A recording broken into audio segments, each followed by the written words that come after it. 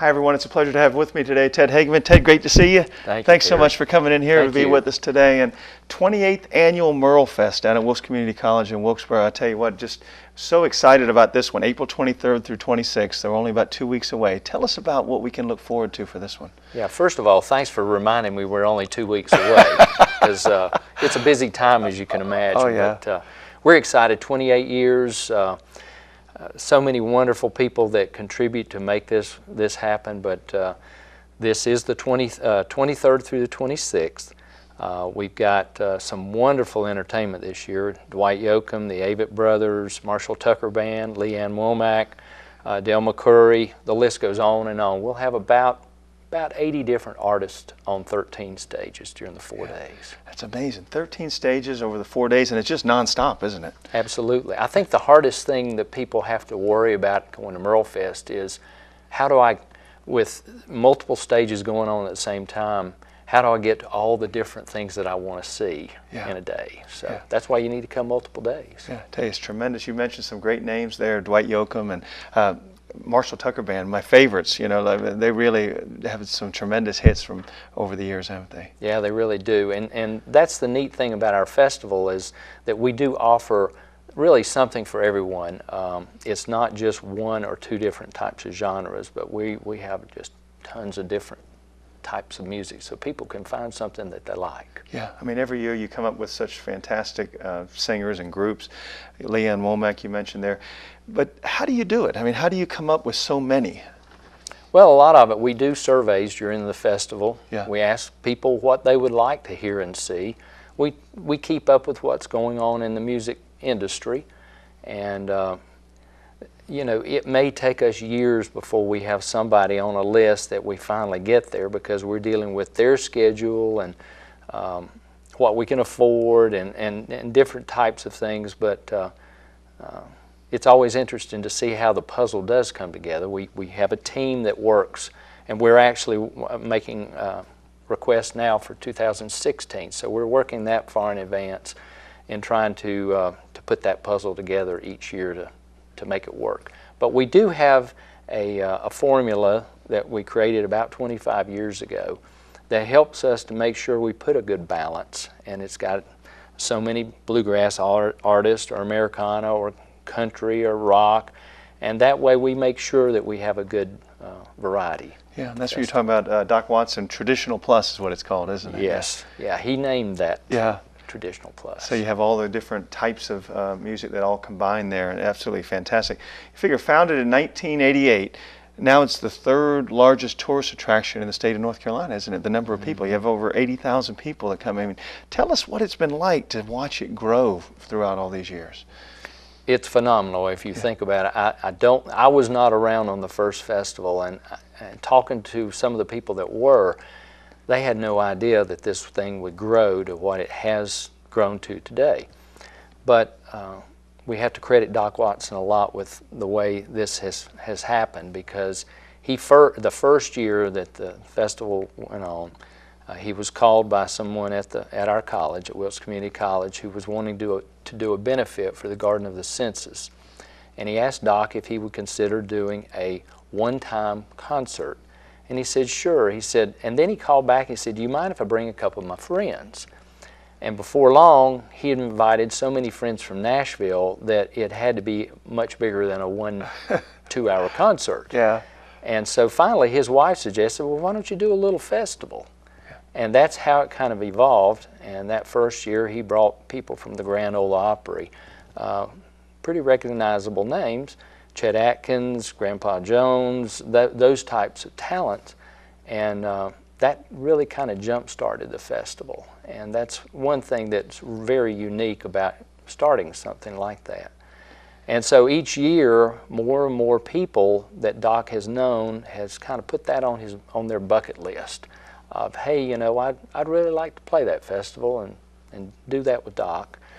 And so he was very instrumental in making all this happen, and certainly one of the biggest reasons is because it memorializes his son, Merle, and also I think he has had a heart for Wilkes Community College, and for what this money goes for. It goes for scholarships and to build buildings and provide training for people, and it actually goes to help change people's lives. So that's a lot of the reason that it has continued to grow. Yeah, I mean, it's absolutely tremendous. If any of our viewers haven't been to Wilkes Community College, beautiful campus, beautiful buildings. You guys do so much for the community and for the students. But it doesn't just benefit the Wilkes Community College, because, I mean, you figure in northwestern North Carolina, every year it brings in about $10 million to northwestern North Carolina. So what you guys do there helps everyone, doesn't it? Absolutely. You know, we put about 30% of our artists in hotels here in Boone.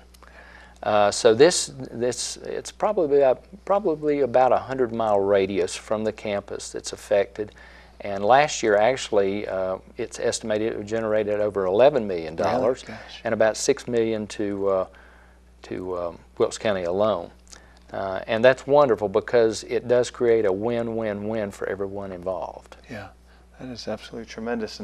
And so there's an opportunity here. We're talking about April 23rd through 26th. You've got Merlefest.org. People can go online to purchase tickets online. They can also call the box office, can't they? Right. Yeah, so tell us the hours and everything for the box office. They want to call them. The box office is open Monday through Thursday from roughly 10:30 until 5.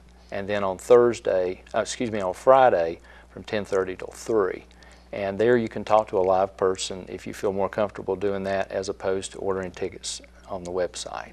And tell us about, a lot of the businesses throughout our communities, don't they, throughout this area, to help to bring this about too, don't they? They help to sponsor the Merlefest. They do. This year, actually, we have a new presenting sponsor, which is Window World, which is based in North Wilkesboro. It's the largest window replacement company in the world. Golly.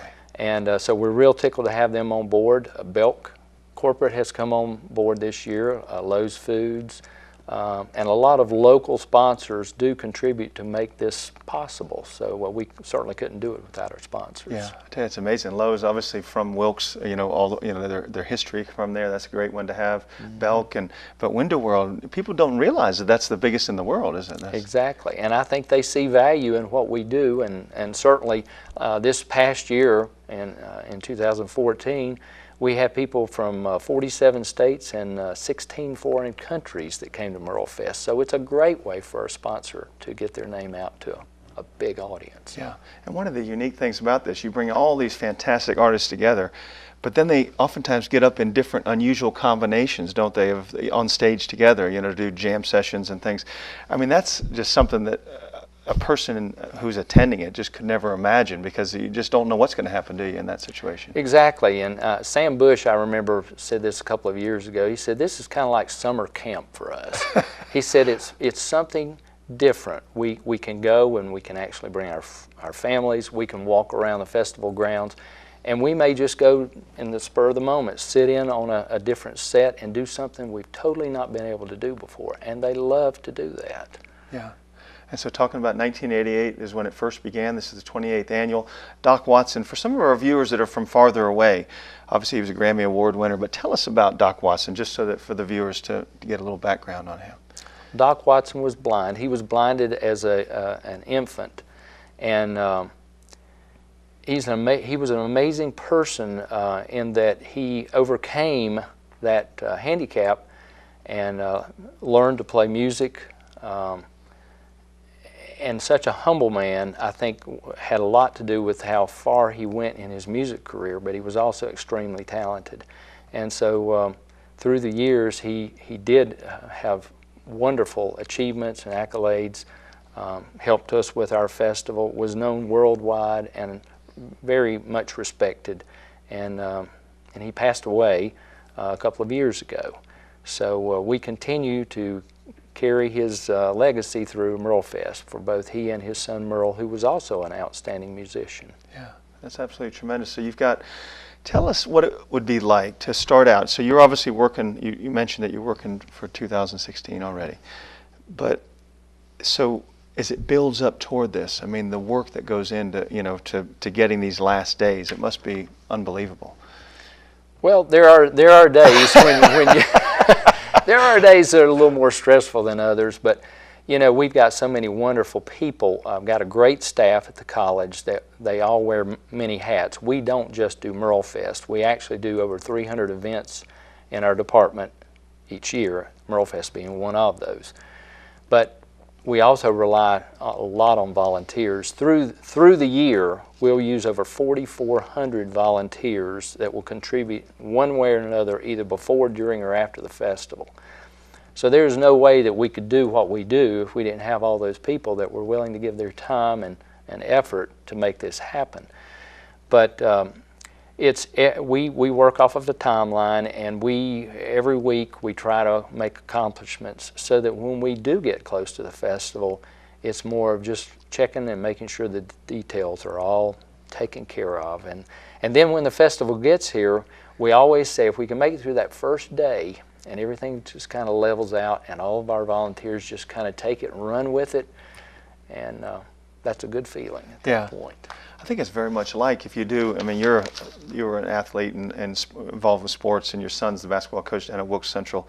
But it's kind of like having a season where like you say, the first day, the first game. If you can get past the first game, then the rest of the season is easier. But that first day is so much work goes into it, doesn't it? Right, and there's a lot of blocking and tackling and drills and things throughout the year to get you to that point where you're ready for game day. Yeah, and if Max could pull up the information here in the Wilkes Community College, the Merlefest Music Moments and Memories, 13 stages of traditional plus music, but it's got all a lot of the performers. Dwight Yoakam there, Robert Earl Keen, they have the Yvette Brothers, the Leanne Womack, Hot Rise, Marshall Tucker Band, Dale McCrory Band, and then on the other side, if Max will turn it over to the other side, then it goes down through there. So, and plus you'll have many more, won't you? Oh yeah, that's just a sampling. Yeah, just a sampling. Just a sampling. April the 23rd through the 26th, 2015. So just 2 weeks away here as we talk to you right here. It's going to be tremendous. If you want to go online and buy some tickets, merlefest.org. You can also give them a call at 1-800-343-7857 is the phone number.